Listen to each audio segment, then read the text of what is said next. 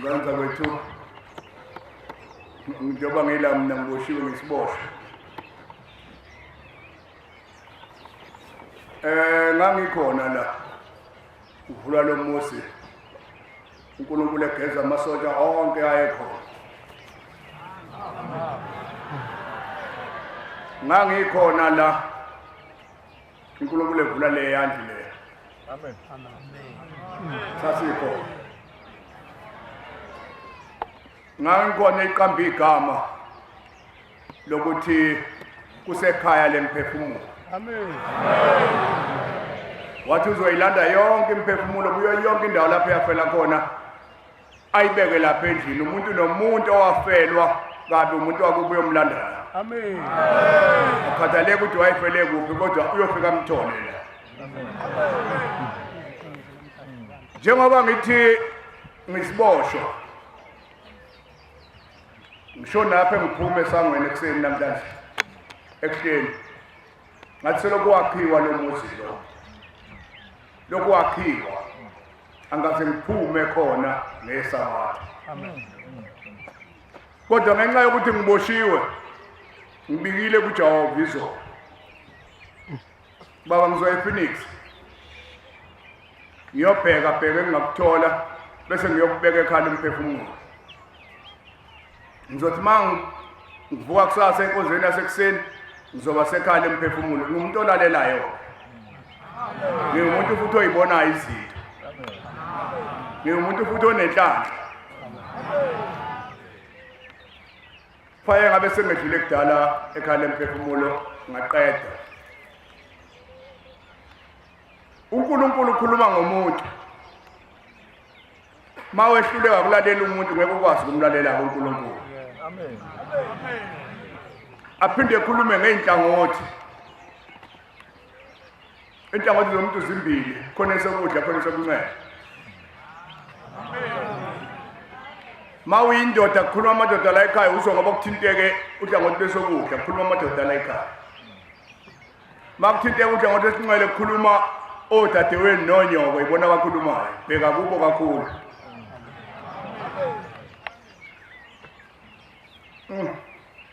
Yabona ngiboshe kabuhlungu Yesu. Ngifikile la ngiletha abantu la. Ngifike ngama lapha ngaphandle. Cha ngithi ngoJuni. Uyabona ngoJuni. Bese ngifake ehlathini laba abahlaniphile inhlanhla yami ke ihlathi. Ngoba khoqalela ke lathethwa sukela ngabakhona la ekhaya. Aliqala yathethwa bese kuthiwe nje makukhishwa abantu nje hayi angasabi ntombi. Angasabi. La bakhishiwe abantu. Bese kuthiwa sekushola abakhishwe betangana abakhishwe. Bathi hey ngeke siphinde sibuye. Uma kusentombela hamba nomkhipha. Ukuze sikwazi ukubambela kuye sibuye ngoba yena ngeke avumeleke ukuhlala ngaphandle. Ubese fonile lo muntu engingamazi. Lo muntu engingamazi bese efonile. Yabona ke bengiguqa enyangeni yezulu esandleni sokudla. Noma nini. Bethi mayikhuluma umuntu nele ngibona ukuthi lokhu kufo kumphethe kubangwa indoda. Baba sosa lokhu kufo kunezindoda yakhe kuzothethiswa. Ngoba indoda is strong. Makusakhonjwe inganeni kukhonjwa lapha nalapha kunganamathele kuyo iyacula ngithi kulungile ngizokwenza kodwa ibicula nje. Kushaya umuntu ucingo wasemnambithi. Ngicabanga ukuthi noma uqala unyaka ophelile ngazi noma phakathi nawo angimazi namhlanje angimazi. Kunisitombela wena lo yebo. Kuthiwa ngikutshela ukuthi ulindiwe ekhaya lemphefumulo. Ngicela ukulalela kahle kwengikhulumayo. Ulindiwe ekhaya lomphefumulo abantu bakini bakulindile khona. Wena umfundisi umtshadu, umfundisi ugcwensa, umfundisi umlungwana niba u4 niyafuneka ekhaya lemphefumulo. Angikhokhobi ngibatshelile la. Amen. Laba ngabe wathi maqedwe ukubona lo muntu oyilalelana kuthiwa thina siyafuneka ekhaya lomphefumulo. Ukuthi sifuneka kanjani ke kodwa siyafuneka ekhaya lomphefumulo. angazi noma besi ngathi ukuthayisa kancane kwafona owesithathu engingamasi naye namhlanje ngikhuluma ngalo phefumulo lela vulwa ngikho wafona lo wesithathu mfuna isitombela yebo cha bo kuthi ulindiwe lapha ekhaya umphefumulo shesha zoze zonakala izinto ufonele lowo ngingakafaki ehlathini into mayiqeda ukufona ngathathwa ngafaka ehlathini ngaphandle kwesizathu hayi waphinde wathuzelela futhi namanje angimasi waphinde wathuzelela sengisehlathini ngathi manje ngisehlathini nje angikwazi ngifike lapha ngiletha abantu la abayisihlanu bengisehlathini ngingakwazi ukungena mina ngifike ngimisa imoto ngale ngifike ngahlisa la abantu baNkulunkulu ngale bangena ngaphuma ngemoto ngahamba nazi indaba lengiletha la namhlanje lengiphambanisa lesabathe ekhini ngiyagula phethe umkhuhlane ngiyenyuka ngiyaphezulu siyobhala uJulayi ngesabathe ledlule mangifika phezulu ubabe engakangeni enkosini qhamuka umvangeli bengokuqala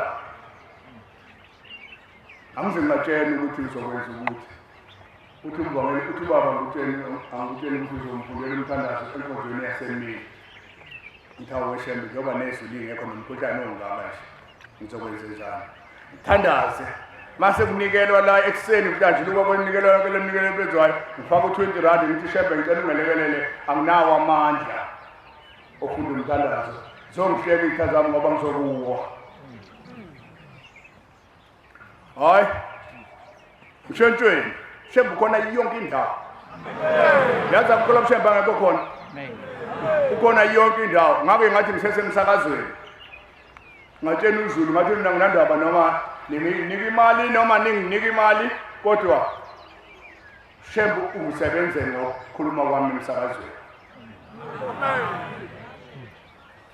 ngaphatha inkonzo emsakazweni ngase ngithi uma ufuna ukumbona ushembe uthi ubani shona esihlahleni nje ufike ukhulume uthi shembe lo mfundisi obekhuluma la uthe wathi kanti le eSwazini ulalele umfundisi walahlekelwa udade wabo kwaze kwafa abazali dade wabo lahleka bebabili kuphela kunini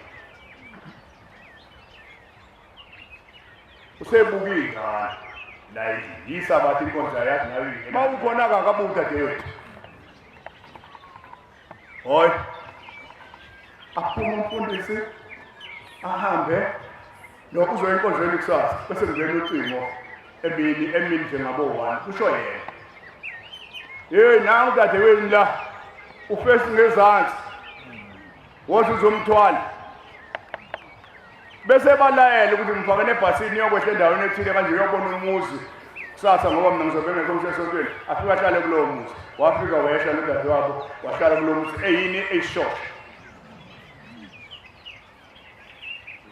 ufika uthi umfundisi esontweni ngilalele lo yamfundisi okuthiwa uDombela kwaShembe ekhuluma laphana ngicele kudadewethu uma ngeke ngamfika udadewethu ekhona sengithola ucingo ukuthi uzofika namhlanje esesontweni hayi ngiyahamba ngiyakushembe ngoba kade ngithandaza zonke into ngiyimemeza ngifake namaphephandaba nayo yonke imisakazo kaze ngimthole ngoShembe nje ethiwe ngimthole esihlatheni esegcekeni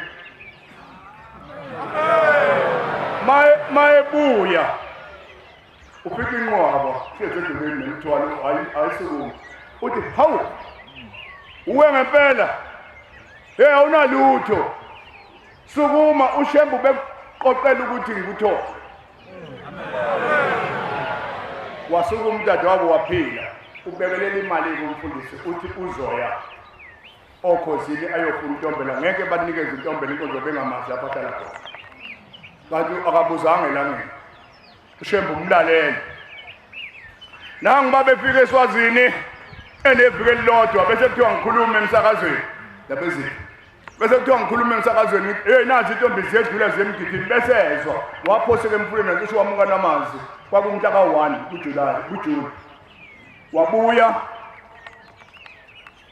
wafika wahlala ngambhaphathisa ngomsombuluko samba wathi baba hamba ngiyombhaphathisa ngambhabaza ngomsombuluko kuba nabantu abawu-32